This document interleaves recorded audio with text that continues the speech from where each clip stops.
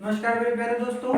आज हम प्रकाश चैप्टर से चौथा लेक्चर चौथा वीडियो आप लोग के सामने लेकर आए हैं और इस अध्याय में हम लोग प्रतिबिंब के बारे में पढ़ने वाले हैं। इससे पहले वाले वीडियो में हम लोगों ने प्रकाश के गुण, परावर्तन तथा परावर्तन के नियम, प्रकाश पुंज, अपसारी किरण पुंज, ये सारा चीज हम लोग पढ़ चुके हैं। तो आज हम स्टार्ट करेंगे प्रतिबिंब किसे कहते हैं, क्योंकि जो ये पूरा प्रकाश चैप्टर का पूरा नींव है प्रतिबिंब किसे कहते हैं। तो आप लोग प्रयास करिएगा कि इसे आप लोग अच्छे से समझें, ठीक है ना। तो आइए स्टार्ट करते हैं। सबसे पहले हम प्रतिबिंब समझेंगे, उसके बाद हम परिभाषा देखेंगे। तो अभी मैं इसको हटाता हूँ, ठीक है ना। अभी सबसे पहले हम समझेंगे कि प्रतिबिंब कहते किसे हैं, ठीक है ना। देखिए, सपोज करिए आपके पास एक दर्पण, अच्छा देखिए मुझे अभी याद आ रहा, देखिए मैं वीडियो स्टार्ट अभी किया और एक चीज याद आ गया। एक होता है छाया, है ना। देखिए मैं अभी कुछ ही दिन पहले 60 के बच्चों को मैं पढ़ा रहा था, उसमें कई सारे अच्छे बच्चे, प्रिंस गुप्ता है, ठीक है, और अभिषेक है, राज मिश्रा है, कई लोग उसमें पढ़ने वाले हैं। तो जब मैं पढ़ा रहा था तो उनको भी डाउट था छाया और प्रतिबिंब में। मैंने उनको भी ये बताया कि छाया और प्रतिबिंब क्या होता है। देखिए एक होता है छाया, ठीक है ना, और फिर एक होता है आपका प्रतिबिंब, है ना। एक होता है छाया और एक होता है प्रतिबिंब, ठीक है ना। कई लोग को ये दिक्कत, तो कई लोग को ये समझ में आता है ना कि छाया और प्रतिबिंब दोनों एक ही चीज है, लेकिन ऐसा नहीं है। छाया जो क्या होता है बाबू, छाया दूसरा चीज होता है और प्रतिबिंब दूसरा चीज होता है। छाया जो होता है, छाया मतलब परछाई, यानी जब हम यहाँ पे लाइट आ रही है तो जब लाइट हमारे ऊपर पड़ती है, फिर हम धूप में जाते हैं तो यहाँ पे काला कलर का जो जमीन पे जो हमारा धब्बा दिखाई देता है वो छाया होता है ना। यानी अगर ये टॉर्च है, अगर देखिए मैं बहुत बार जब से पढ़ा रहा हूँ तब से मैं कई बार यहाँ पे टॉर्च स्टार्ट कर बना चुका है, ठीक है ना। देखिए ये एक टॉर्च है, ठीक है ना। जब इस टॉर्च से प्रकाश किरण चलती है, देखिए ये सारी प्रकाश किरणें जा रही है और यहाँ पे एक दीवार है। अब ये पूरी दीवार की किरणें, पूरी किरणें जो है इस दीवार पर पड़ रही हैं। अब इस दीवार पे क्या नाम है, चकाचौंध है, प्रकाश पड़ रही है, ठीक है ना, एकदम उजाला है। लेकिन क्या हो अगर हम यहीं पे मार्ग में एक हम वस्तु रख दें, देखिए ये वस्तु है, ठीक है ना। अब जितने भी प्रकाश किरणें इस वस्तु से इधर ये बाहर जा रही है, ये तो प्रकाश किरणें पहुंच जाएंगी, लेकिन जो ये किरणें होंगी बाबू, इसके पीछे वाली जो किरणें होंगी, ये किरणें यहाँ पर पहुंचेंगी नहीं। क्यों नहीं पहुंचेंगी बाबू, क्योंकि ये पूरे प्रकाश को यहीं पर रोक लेगा, यहीं पे आकर रोक लेगा। देखिए यहीं पे आकर रोक लेगा, ठीक है। केवल इतना ही दूर, ये सारा तो इतना दूर पूरा ये प्रकाश किरणें पहुंचेंगी, ये सारी सारी प्रकाश किरणें पहुंचेंगी, ठीक है ना। ये सारी किरणें प्रकाश यहाँ पे पहुंचेंगी, लेकिन इतना दूर जो है, ये जितना दूर ये प्रकाश, ये वस्तु रखा गया, इतना दूर ये प्रकाश किरण नहीं पहुंचेगी। तो इसके कारण यहाँ पे काला धब्बा दिखाई दे देता है, काला धब्बा, क्योंकि वहां पे प्रकाश ही नहीं पहुंच रहा है, इसलिए वहां पे एक काला धब्बा दिखाई देने लगता है, जिसे हम छाया कहते हैं। आम शब्द में परछाई भी बोलते हैं हम लोग। लेकिन जो प्रतिबिंब होता है ये छाया नहीं होता बाबू। ये जब एक आप लोग आईना बनाते हैं, ठीक है ना, ये आईना है और इसमें जब आप इसके सामने खड़े होते हैं तो खड़े होते समय, ठीक है ना, आपका जो चेहरा, ठीक है ना, दिखाई देता है, या आपका आंख दिखाई देता है, मुंह दिखाई देता है, नाक दिखाई देता है, ठीक है ना, ये सारा चीज जब दिखाई देता है तो ये होता है प्रतिबिंब। यही छाया में सारी चीजें दिखाई देती है। छाया में केवल ये आकृति दिखाई देगा, आपका ये मुंह नाक नहीं पता चलेगा उसमें, केवल उसमें एक प्रकार का ऐसे आकृति दिखाई देगी। देखिए ऐसे करके एक आकृति दिखाई देगी, ठीक है ना, ऐसे करके एक आकृति दिखाई देगी, लेकिन उसमें आपका मुंह कैसा है, नाक ऊपर उठा हुआ है, मुंह कितना बड़ा है, आंख आप बंद किए हैं कि खोल है, ये छाया में पता नहीं चलता, लेकिन प्रतिबिंब में पता चलता है। जो आप आईने में जो दिखाई देता है वो प्रतिबिंब होता है। और जो हमारा प्रकाश के मार्ग में, हम प्रकाश के मार्ग में एक अवरोध रखने के कारण जो काला धब्बा प्राप्त होता है, इसको हम बोलते हैं परछाई। क्लियर। अब आते हैं प्रतिबिंब को थोड़ा सा और गहन अध्ययन करते हैं, होता क्या है प्रतिबिंब, ठीक है ना। देखिए हम इसको क्लियर करते हैं, ठीक है ना। देखिए यहाँ पे क्या होता है कि मान लीजिए कोई ये दर्पण है, ये कोई दर्पण है, आईना है जो आप लोग अपने घर में मुंह वगैरह देखते हैं, ठीक है ना। देखिए ये दर्पण है, देखिए ये दर्पण है, देखिए ये दर्पण है, ठीक है ना। अब इस दर्पण से क्या होगा बाबू कि एक क्या नाम है, प्रकाश किरण, आप कोई वस्तु रखी है ना, कोई वस्तु रखी है, या फिर ये दर्पण हो गया, या फिर हम लेंस की ही बात करें। एक लेंस अब क्या होता है हम आपको समझाएंगे, लेंस का परिभाषा भी हम आगे चलने वाले अध्याय में पढ़ेंगे, लेकिन मैं अभी फिलहाल के लिए समझने के लिए मैं इतना बता रहा हूँ कि जो लेंस होता है ना, वो एक जो आप लोग नहीं औजार बॉक्स वो खरीदते हैं 25-35 रुपए में जो मिलता है, तो उसमें एक ऐसे मिलता है, एक ऐसे करके रहता है इसमें, देखिए ऐसे करके होता है, ठीक है ना। जब आप इसमें देखते हैं ऐसे करके देखते हैं तो बस तो छोटा बड़ा छोटा रहता है लेकिन वो बड़ा बड़ा दिखाई देता है। ऐसे पढ़ते हैं तो जो छोटा छोटा लिखा रहता है वो बड़ा बड़ा दिखाई देता है, वो एक लेंस होता है ना। तो वो ये लेंस है। आपको हम उसको अब ये ऐसे रखा है, ये लेंस ऐसे करके रखा है, हमने इसको ऐसे करके बना दिया, यानी इस तरह करके बना दिया। बीच में वो मोटा रहता है, ठीक है ना, और किनारे किनारे पतला होता है। एक लेंस के एक और प्रकार आता है जो बीच में मोटा रहता है, किनारे किनारे पतला होता है, ये बात की बात है, ठीक है ना। अब इससे प्रकाश किरण जब जाएगी बाबू, तो देखिए यहाँ कोई वस्तु रखी है। अब ये प्रकाश किरण यहाँ पे जाएगी और ऐसे करके एक जाएगी, एक प्रकाश किरण ऐसे करके जाएगी। ये दोनों प्रकाश किरणें ना आके इस बिंदु पर मिल रहे हैं, ठीक है ना। यानी कहने मतलब इस वस्तु से दो प्रकाश किरणें चली, ठीक है ना। अब ऐसे दो किरणें जाई गई, यहाँ पर अपवर्तन की घटना हो गई। क्या हो गई? अपवर्तन की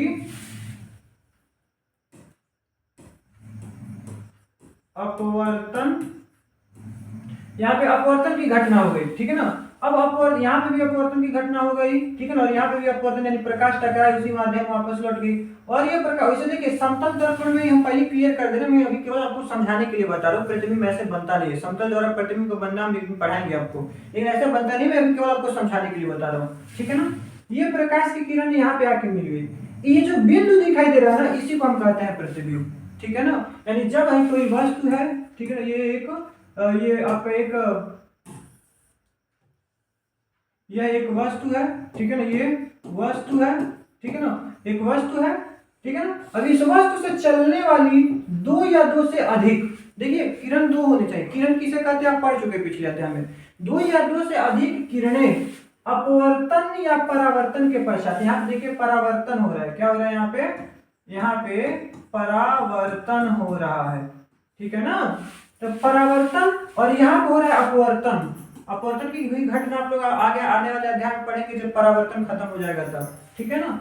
तो परावर्तन या अपवर्तन के पश्चात, परावर्तन या, अरे यार, ठीक है ना, परावर्तन या अपवर्तन के पश्चात जिस बिंदु पर मिलती हैं या मिलती हुई प्रतीत होती है। कैसे मिलती हुई प्रतीत हुई है बाबू? देखना समतल दर्पण में, यही हम चलिए बता भी दे रहे हैं आप लोग को। देखिए यहाँ पे एक वस्तु रखी गई है ना। अब यहाँ से प्रकाश किरण एक जाएगी, यहाँ पे सतह पर लंबवत पड़ेगी। आप लोगों को बता दें जब सतह पर प्रकाश लंबवत पड़ती है तो सीधे उसी मार्ग में वापस लौट जाती है, यानी इसमें जाए, इसे टकराई, या टकरा पुनः वापस इधर चले गए इस वस्तु से, ठीक है ना। तो ये अगर हम इसको ऐसे देखें ऐसे, तो हमको लगेगा कि प्रकाश किरण इधर भी जा रही है ऐसे करके, ठीक है ना, हमको ये प्रतीत होगा, आभास होगा। दूसरी प्रकाश किरण जब यहाँ पे निकलेगी, यहाँ पे टकरा कर और पुनः, ठीक है ना, यहाँ पे जिस माध्यम से आई उसी माध्यम में लौट जाएगी, यानी कहने का मतलब ये वहाँ पे परावर्तन की घटना घट जाएगी। यहाँ पे ये अभिलंब होगा, ठीक है ना, ये ऐसे जा रहा है, ठीक है ना, ये आपका आई हो जाएगा, है ना, ये आपका आर हो जाएगा, ठीक है ना। लेकिन जब इसको हम देखेंगे ना तो हमको लगेगा ये प्रकाश किरण, जो ये किरण है ना, ये इस बिंदु से आ रही है, यहाँ से आ रही है, यहाँ से, ठीक है ना। और ये दोनों किरणें यहाँ पर मिलती हुई प्रतीत हो रही है। मिलती नहीं है बाबू, देखना, दर्पण को छेद के, आईने को छेद के थोड़ी ना प्रकाश जाती है आर पार, नहीं, आईने को छेद कर आर पार नहीं जाती है। ये दोनों यहाँ पे मिलती हुई प्रतीत हो रही है, ठीक है ना। यहाँ पे मिल रही है वास्तव में, और यहाँ पे मिलती हुई प्रतीत हो रही है, ठीक है ना। तो इसलिए मैं कह रहा हूं कि जब किसी वस्तु से चलने वाली दो या दो से अधिक, दो या होनी चाहिए तो दो से अधिक होनी चाहिए, दो से कम नहीं होनी चाहिए, दो या दो से अधिक किरणें परावर्तन या अपवर्तन के बाद पश्चात जिस बिंदु पर मिलती हैं या मिलती हुई प्रतीत होती है, उसी बिंदु को, उस वस्तु का हम प्रतिबिंब कहते हैं। मैं क्यों ना ये कलर चेंज कर दूं, मुझे ये अच्छा नहीं लग रहा है नीला वाला कलर, ठीक है ना। मैं यहाँ पे कलर चेंज कर दे रहा हूँ, ठीक है, क्योंकि ये भी डार्क है, ये भी डार्क है, तो आप लोग को अच्छा दिखाई नहीं दे रहा होगा मुझे लग रहा है, ठीक है ना। तो जो ये प्रतिबिंब, जो हमारा ये बिंदु है, यही बिंदु इस वस्तु का प्रतिबिंब कहलाता है। परिभाषा कैसे बोलेंगे तो देखिए, किसी वस्तु से चलने वाली दो या दो से अधिक किरणें, ठीक है ना, किसी वस्तु से चलने वाली दो या दो से अधिक किरणें परावर्तन या अपवर्तन के पश्चात जिस बिंदु पर मिलती हैं, उसी बिंदु को हम क्या कहते हैं, उस वस्तु का प्रतिबिंब कहता है। बहुत आसान है, बस आपको चित्र देखना है और परिभाषा बोल देना है, ठीक है ना। देखिए, किसी वस्तु से चलने वाली दो या दो से अधिक किरणें यहाँ पे परावर्तन हो रहा है, तो परावर्तन या अपवर्तन के पश्चात जिस बिंदु पर मिलती है या मिलती हुई प्रतीत होती है उसी बिंदु को उस वस्तु का प्रतिबिंब कहते हैं। इसी का एक हम अच्छा सा परिभाषा अगर हम देखने की बात करें तो देखिए ये है आपका परिभाषा प्रतिबिंब, ठीक है ना। प्रतिबिंब किसे कहते हैं बाबू, तो प्रतिबिंब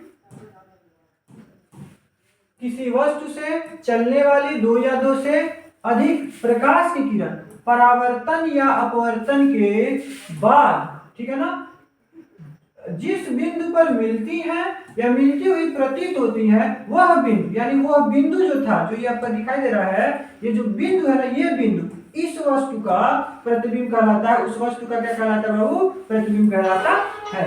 यह है आपका हिंदी मीडियम, ठीक है ना। अब उसके बाद ये फोन आ रहा है मेरा, ठीक है ना, बाद में बात करते हैं, अभी पढ़ाई देखते हैं, ठीक है ना। अब देखिए ये हिंदी मीडियम के लिए, जो इंग्लिश मीडियम वाले हैं उनके लिए आपका ये रहा इमेज का डेफिनेशन, ठीक है ना। आप लोग इसको क्या कर सकते हैं बाबू, देख सकते हैं, ठीक है ना। इसका आप लोग चाहे तो स्क्रीनशॉट ले सकते हैं, आप लोग इसका आप लोग चाहे तो स्क्रीनशॉट ले सकते हैं। मैं इसको इरेज कर दे रहा हूँ।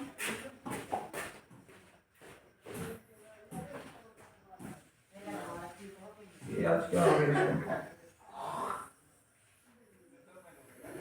ठीक है ना, मैं इसको इरेज कर दे रहा हूं, आप लोग इसका स्क्रीनशॉट ले सकते हैं।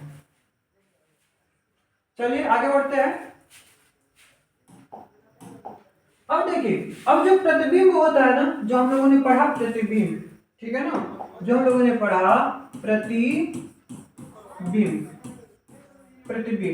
ठीक है ना। अब ये जो प्रतिबिंब होता है ना, ये दो प्रकार का होता है, ठीक है ना, ये दो प्रकार का होता है। एक होता है आभासी प्रतिबिंब, या पहले हम वास्तविक उसके भाई को लिख सकते हैं। एक होता है आभासी प्रतिबिंब, ठीक है ना, और एक होता है वास्तविक प्रतिबिंब, ठीक है। ये दो प्रकार के होते हैं, दोनों प्रकारों को हम बारी बारी पढ़ेंगे। देखिए सबसे पहले हम पढ़ते हैं वास्तविक प्रतिबिंब, ठीक है ना। क्या होता है वास्तविक प्रतिबिंब, देखिए जब हम लोगों ने प्रतिबिंब का जो बनना था, जो ये प्रतिबिंब वाला आप लोग पढ़ रहे थे, यहाँ देखिए मैंने आपको दो कंडीशन बताया। एक तो एक वास्तव में आकर मिल रही है, यानी सचमुच में जा रही है, टकरा रही है, टकरा कर आकर यहाँ पे मिल रही है, और दूसरा में मिल नहीं रही है, ये प्रकाश किरण जा रही है इधर चली जा रही है, ये प्रकाश किरण यहाँ टकरा रही है, पुनः वापस इधर चली जा रही है, लेकिन ये हमको आभास हो रहा है कि यहाँ पे मिल रही है। तो जब प्रतिबिंब वास्तव में मिलती है, यानी किसी वस्तु से चलने वाली दो या दो से अधिक किरणें वास्तव में, यानी दो या दो से अधिक किरणें परावर्तन या अपवर्तन के पश्चात वास्तव में मिलती हैं, तो वास्तविक प्रतिबिंब कहलाती है, ठीक है ना, रियल इमेज जिसे बोलते हैं इंग्लिश में। और क्या नाम, जब मिलती हुई प्रतीत होती है, यानी किसी वस्तु से चलने वाले दो या दो से अधिक किरणें मिलती हुई परावर्तन या अपवर्तन के पश्चात मिलती हुई प्रतीत होती है, मिलती नहीं है, मिलती हुई प्रतीत होती है, हमको आभास हो रहा है कि प्रतीत हो रही है, तो उस प्रतिबिंब को कहा जाता है आभासी प्रतिबिंब, ठीक है ना। तो इसका हम परिभाषा कैसे देखेंगे, देखिए वास्तविक प्रतिबिंब किसे कहते हैं, तो किसी वस्तु से चलने वाली किरणें परावर्तन या अपवर्तन के बाद, किरणें हम यहाँ लिखा है, देखिए यहाँ पे बहुवचन है, यानी वो एक किरण नहीं होनी चाहिए, दो या दो से अधिक किरण होने चाहिए, इसलिए हम यहाँ लिखे हैं किरणें। तो किसी वस्तु से चलने वाली क्या नाम है, किरणें परावर्तन या अपवर्तन के बाद किसी बिंदु पर वास्तव में मिलती हैं, तब प्रतिबिंब वास्तविक होता है, या हम कह सकते हैं वास्तविक प्रतिबिंब प्राप्त होता है, ठीक है ना। और वही इसके ठीक उल्टा, जब प्रकाश की किरणें वस्तु से चलने वाली प्रकाश की किरणें परावर्तन या अपवर्तन के बाद किसी बिंदु पर मिलती हुई प्रतीत होती है, मिलती नहीं है बाबू, ये हमको आभास होता है कि मिलती हुई प्रतीत हो रही है, तब वहां पर हमको जो प्रतिबिंब प्राप्त होता है वो आभासी होता है, ठीक है ना। बात समझ में आई। इन दोनों का आप लोग चाहे तो स्क्रीनशॉट ले सकते हैं आप आराम से।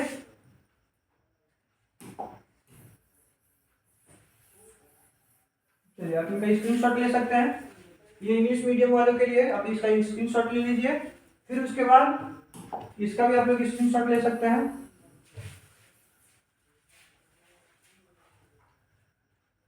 चलिए अब थोड़ा सा और कुछ इसके बारे में, थोड़ा सा नोट्स पॉइंट के बारे में हम जानते हैं। देखिए अगर हम बात करें, ठीक है ना, अगर हम बात करें इस वास्तविक प्रतिबिंब की, तो अगर ये मान लीजिए दर्पण है, ठीक है ना, एक हम दर्पण कई प्रकार के होते हैं, दर्पण अभी बाकी हमारा अध्याय अभी प्रतिबिंब पढ़ने के बाद अब हमारा दर्पण ही स्टार्ट होने वाला है।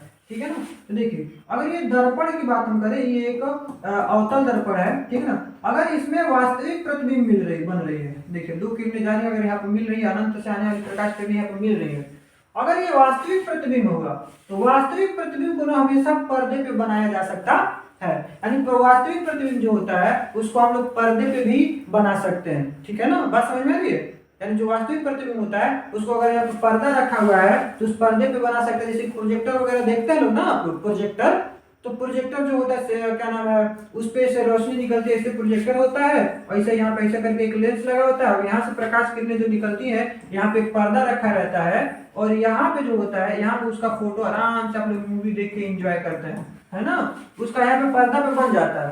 तो ये केवल वास्तविक प्रतिबिंब कर सकता है, आभासी प्रतिबिंब नहीं कर सकता है, ठीक है ना। तो जो वास्तविक प्रतिबिंब होता है बाबू, उसको हम लोग पर्दे पे भी प्राप्त कर सकते हैं। दूसरी चीज और तीसरी चीज है बाबू कि दर्पण में जो वास्तविक प्रतिबिंब होता है, देखिए दर्पण में जो वास्तविक प्रतिबिंब होता है वो हमेशा जिधर वस्तु रखा रहता है, जैसे वस्तु है ना, मान लीजिए इधर अनंत पे वस्तु रखा है, कोई यहाँ पे भी वस्तु रखा है, हमेशा ये वस्तु के साइड में बनता है, कभी भी दर्पण के पीछे नहीं बनता है। और लेंस में जो होता है, लेंस जब आप लोग पढ़ेंगे तो उसमें वास्तविक प्रतिबिंब जो होता है वो लेंस के दूसरी तरफ बनता है, जिधर वस्तु रहता है वो बनता नहीं है। तो ये बात आप लोग याद रखिएगा, जो वास्तविक प्रतिबिंब होता है उसको हमेशा पर्दे पे प्राप्त किया जा सकता है, और वो हमेशा दर्पण के आगे बनता है, जिधर वस्तु रखा गया रहता है, दर्पण के पीछे नहीं बनता है। लेकिन ठीक इसी को उल्टा जो आभासी प्रतिबिंब होता है ना, जो ये आभासी प्रतिबिंब होता है, ये हमेशा ये दर्पण के हमेशा, जैसे ये दर्पण है, यहाँ हम कोई वस्तु रख दिए, ठीक है ना, देखिए ऐसे कोई हम वस्तु रख दिया है, और यहाँ पे ऐसे करके आप लोग पढ़ेंगे इस नियम को, ठीक है ना। तो यहाँ पे प्रतिबिंब जाती है ऐसे करके, फिर दूसरा ऐसे करके ऐसे जाती है, तो ये हमेशा दर्पण के पीछे बनता है, ये हमेशा दर्पण के पीछे बनता है, वो कभी भी आगे नहीं बनता है बाबू, ठीक है ना। जो आभासी प्रतिबिंब होता है ये हमेशा दर्पण के पीछे बनता है, और दूसरी चीज ये इसको हम पर्दे पे कभी प्राप्त नहीं कर सकते, ठीक है ना। बात क्लियर हो रही है, समझ में आ रही है, ठीक है ना। तो अगर आप चाहें तो एक और परिभाषा बना सकते हैं वास्तविक प्रतिबिंब का। वास्तविक प्रतिबिंब हम उसे कहते हैं वो प्रतिबिंब जिसे हम पर्दे पे प्राप्त कर सकते हैं उसे हम वास्तविक प्रतिबिंब कहते हैं, और वह प्रतिबिंब जिसे हम पर्दे पे प्राप्त नहीं कर सकते उसे हम आभासी प्रतिबिंब कहते हैं। तो मुझे लग रहा है कि आप लोग को ये पूरा क्लियर हो गया होगा कि प्रतिबिंब किसे कहते हैं, प्रतिबिंब के कितने प्रकार होते हैं, वास्तविक प्रतिबिंब किसे कहते हैं, आभासी प्रतिबिंब किसे कहते हैं, किसे आभासी प्रतिबिंब को पर्दे पे प्राप्त नहीं किया जा सकता, वास्तविक प्रतिबिंब को पर्दे पे प्राप्त किया जा सकता है, ठीक है ना। तो चलिए आज के लिए बस इतना ही, कल हम मिलेंगे नेक्स्ट वीडियो में, रोज अब कंटिन्यू वीडियो आपको मिलता रहेगा, ठीक है ना। और ये जो अगला जो वीडियो होगा, इस वीडियो में आप लोग को पढ़ाया जाएगा कि क्या दर्पण किसे कहते हैं, गोलीय दर्पण क्या होते हैं, समतल दर्पण क्या होते हैं, गोलीय दर्पण के कितने प्रकार होते हैं, ठीक है ना, ये सारा चीज पढ़ा जाएगा। तब तक के लिए मिलते हैं अगले वीडियो में। जय हिंद, जय भारत।